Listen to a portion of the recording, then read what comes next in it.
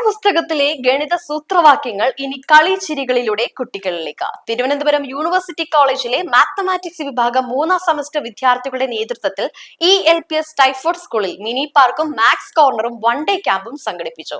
കളിമുറ്റം at Vagamon എന്ന് പേരിട്ടിരിക്കുന്ന ഈ പദ്ധതി ഗണിതശാസ്ത്രത്തെ ലളിതമായും രസകരമായും കുട്ടികൾക്ക് പരിചയപ്പെടുത്തുക എന്ന ലക്ഷ്യത്തോടെയാണ് നടപ്പിലാക്കുന്നത്. കേരള സർവകലാശാലയുടെ കീഴിലെ university college Thiruvananthapuram second year FAUGP BSc mathematics വിദ്യാർത്ഥികളാണ് നമ്മൾ.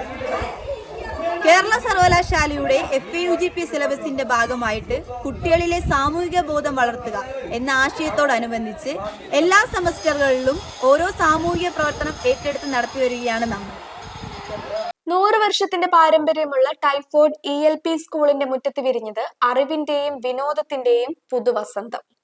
തിരുവനന്തപുരം യൂണിവേഴ്സിറ്റി കോളേജിലെ ഗണിതശാസ്ത്ര വിഭാഗത്തിലെ FYUGP വിദ്യാർത്ഥികൾ ആവിഷ്കരിച്ച ശ്രദ്ധേയമായ പദ്ധതിക്ക് തുടക്കമായി. ഗണിതം കുട്ടികൾക്കൊരു മലയാവാതിരിക്കാൻ വിവിധ ഗെയിംസിലൂടെയും മോഡൽസിലൂടെയും ലളിതമായ വിഷയം അവതരിപ്പിക്കുന്ന മിനി പാർക്കും മാത്സ് കോർണറും സ്കൂളിന്റെ വളപ്പിൽ സജ്ജമാക്കി കഴിഞ്ഞു.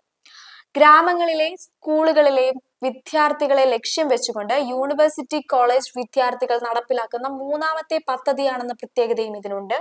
സർവകലാശാല തരത്തിലുള്ള വിദ്യാർത്ഥികൾ പ്രൈമറി സ്കൂൾ കുട്ടികൾക്കായി തങ്ങളുടെ അറിവ് പകർന്നു നൽകുന്ന ഈ രീതി വരും ദിവസങ്ങളിൽ കുട്ടികളുടെ ഗണിത നൈപുണ്യം വർദ്ധിപ്പിക്കുവാൻ വലിയ രീതിയിൽ സഹായകമാകുമെന്ന് സ്കൂൾ അധികൃതർ പ്രത്യാശ പ്രകടിപ്പിച്ചു.